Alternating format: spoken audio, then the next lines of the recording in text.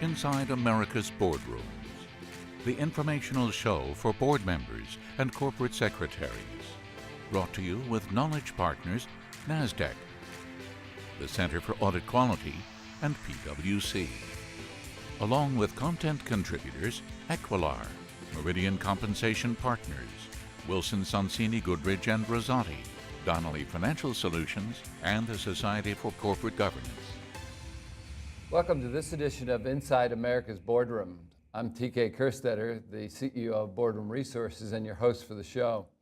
We've got a special guest today, and before I introduce him, I just want to tell you that this show again is being done from the Nasdaq Entrepreneurial Center, which is a great facility here in downtown San Francisco, which serves as mentors and as an education for entrepreneurs to sort of find their way and get some great guidance. So I'd recommend that anybody that's in that, you check this facility out. So our topic today is we're going to talk about research that reveals some weaknesses in our board evaluations. And joining me is a very special guest who actually is an individual who enjoys the facts, okay, and getting down and research. And welcome David Larcker, who's the James Irwin Miller Professor of Accounting and is also the senior faculty member of the Toni Rembe Rock Center for Corporate Governance at Stanford University. And as I like to say, a man who likes to make key governance observations on research, not on rumor. Yeah, thanks, TK. Great to be here. Well, one of the studies you did, and in fact, we're here at the EQUILAR Board Leadership, and you talked about this today. You did a great study on board evaluations. And when we finished our investor board performance review series that we did, bringing in BlackRock and Vanguard and ISS and all the people that sort of either vote or influence votes, all of them talked about board composition and more importantly, board evaluation. Right. So you took, it was a great topic for you to do the research, and your findings, part of it was no surprise. Boards felt that they did a great job of oversight of the company. What a surprise. Yeah. High grades, no big surprise there. But what was a little bit of a surprise that we saw was when we got to the issues of trust or ability to give honest feedback, only about 1/3 believed that the company was really doing a good job, with that. So that had to surprise you or maybe disappoint you just a little. So talk about that. I think disappointment is probably the right word. I mean, one of the things we're trying to do at Stanford, as you point out, is look at important topics, but bring some data to bear on it so we can have a dialogue or discussion where there's some facts and we can talk around that. And board evaluation has also been one of these, I would say, black box areas. If you're a public company board, you're required to do this, but what actually happens? And so we've been trying to delve into that. This is kind of our first pass at it. And I think some boards do a really good job. It's an opportunity to assess the people we have on the board, are people behaving correctly, the process good, things like that. But I'd say the majority of boards, they view it as, we've got to do this, we'll have our general counsel or our outside counsel bring in a checklist, he or she will gather this, and there'll be some general, how's the board doing? And invariably, the board's doing pretty well in these surveys. I mean, you'll get some informal feedback, which might give some diagnostic information where the boards will do something. But I think this is a lost opportunity. Here you've got a case where you're asking questions about the process of the board, do you have the right people? And I think it's where introspection ought to take place. And I think, hopefully going forward, boards will get a lot better at it. Yeah, well, we will concur that versus age or tenure or whatever, board evaluation to me is certainly the preferred selection process, if we can, or weeding out process rather than that. You want to identify problems, and there's a lot of discussion about term limits. Is there enough turnover on boards, things like that. I think they're fair conversations. I think We don't exactly know. My sense is the turnover is probably a little low relative to what's expected. But how do you identify the people that either should be counseled out or not put up for election again? But the other problem is it's pretty unstructured. Even if you have a problem board member, how is it that you get them to leave? Hopefully you would think people are introspective. They get a little feedback that's a little negative, and they go, maybe I have other things better to do with my time. But it's a very delicate psychological or social issue. And I think most boards are, in truth, not very good at it. Giving feedback to, successful people is always difficult. Yeah, well, that's a good segue into our next topic. But I did want to make sure that we make clear the NYSE does require board evaluations on an annual basis. Nasdaq does not require it, but they strongly encourage it. That's right.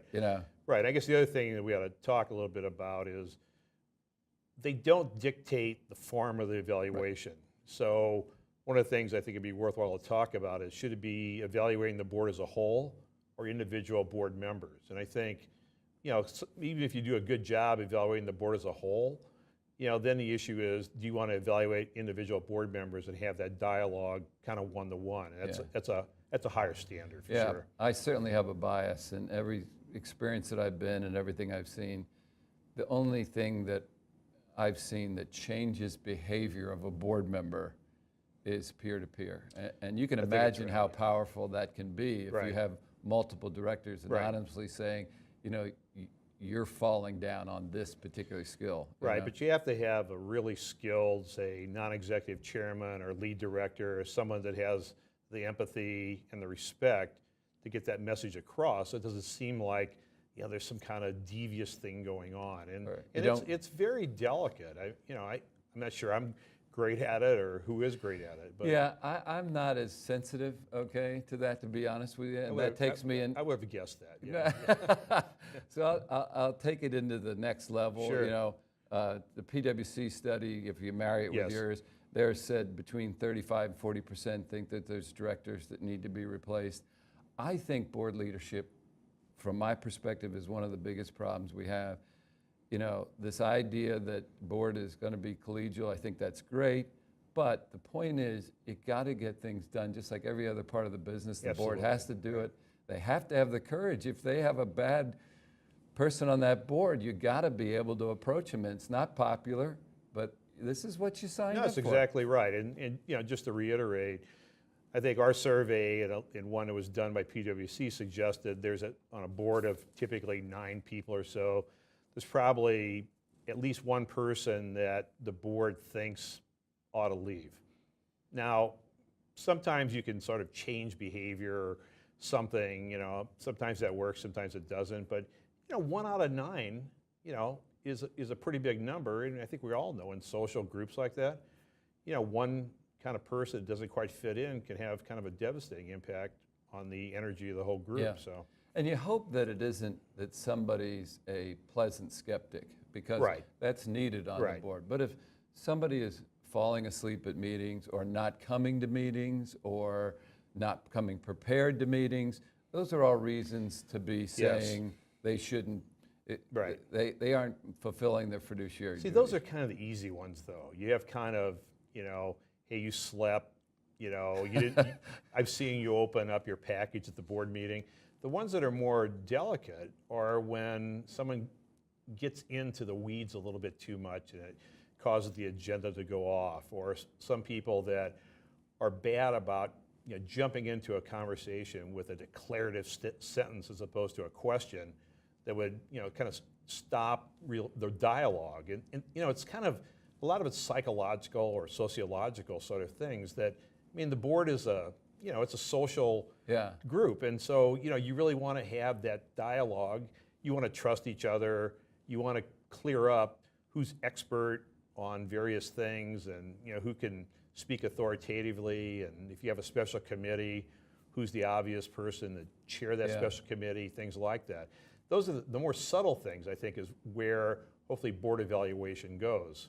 So, but it's very difficult to picture. I'm surprised that I'm tougher on my end than your end, because I think if I was armed with 3 people on the board that had said that you're going too deep in the weeds, that to me would be a very comfortable conversation as the chairman to say, listen, Right. this is the one thing that you can improve on.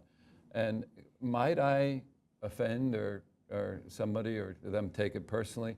I would hope that as a skill set as a chairman, that I could deliver constructive information to them without Right. it going. Right. And maybe that's your point. Can everybody do that? Yeah, it is. And I think, again, just like I don't think everybody can be a lead director, I don't think everybody on the board is good at providing that feedback.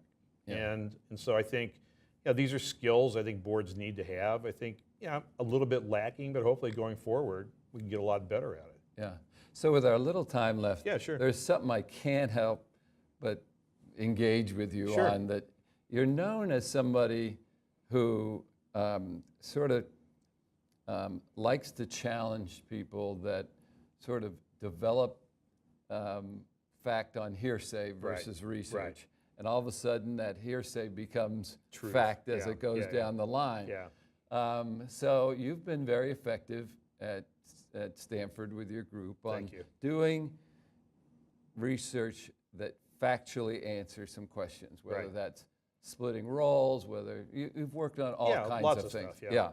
So my question for you now is, what bugs you now? What Yeah, are the what's the- things? what's the key What are things? the Yeah. rumors that are Yeah. out there that say, boy, Yeah. that bugs me? Yeah, so it's a good question. I mean, you're absolutely right. Our strategy, quite frankly, is we don't really care what the answer is. We're just trying to get the facts straight and sort of have facts to have a dialogue or debate. Governance is one of these areas where people have very strongly held beliefs, whether factually true or not. And so what we've been trying to do at Stanford is provide a more rigorous, data-oriented approach. Of course, sometimes that flies in the face of street wisdom or commonly held beliefs, and we sort of say, hey, these are old wives' tales, and you can imagine, we get some pushback. But I mean, again, we're not trying to move it in one direction or the other. We're trying to let the research tell us about this. So strangely enough, I think the thing that we're most concerned about is kind of an obvious question is, how do you actually measure corporate governance? We have lots of measures of the structure of the board, and you have anti-takeover provisions, and there's lots of indices and things like that. When we look at them, we don't find that these aggregations really tell us much about bad behavior in the future. And so what we're trying to do now is say, well, let's just step back. Maybe we've all gone down the wrong path, including us, and we're trying to say, well, maybe governance should be measured by, did good or bad things happen to the organization? Have you had a lot of restatements and lawsuits and EPA violations and OSHA problems and a whole range of things? And we're trying to sort of ask a question of, maybe we can measure governance not by what does the board look like, but what actually happened to the organization? How did it really perform? Because it turns out the links between most of these governance measures that are commonly used and touted, staggered boards or dual class shares or things like that, they have a little relationship with behavior, but it's not the kind of relationship where you say, well, we should outlaw these things. And so I think people make a lot of conclusions, do a little analysis, and then all of a sudden, it's like, here's policy. And so we're trying to actually push on it and say, maybe we've gone down the wrong path a little bit. Let's see if we can think more carefully about what does governance look like. The old adage, would you know it if you saw it, kind of thing. So again, we're not trying to dismiss the work that we've done. We think it's valuable, but I think we need to kind of figure this out a little more closely. And so we're pretty excited about it. Yeah, well, we're going to be eager to have you Yeah. back when you come to that That'd be conclusion, great, yeah. because we're going to have to explain this to everybody Right. about how you came to the conclusion or what the test is. Or, Well, we'll or see if we whatever. can figure it out first. Yeah. Yeah, Okay. yeah, it's been great. Well, listen, David, thank you for taking Sure, the time out my of your pleasure. busy schedule to join us. And that will conclude this episode of Inside America's Boardrooms. We hope you enjoyed the show. We'll be back again next week when we take another look at a critical topic that'll help you be a better board member or committee member. So we'll see you then. Join us again next week for Inside America's Boardrooms. Brought to you with Knowledge Partners, Nasdaq, the Center for Audit Quality, and PwC.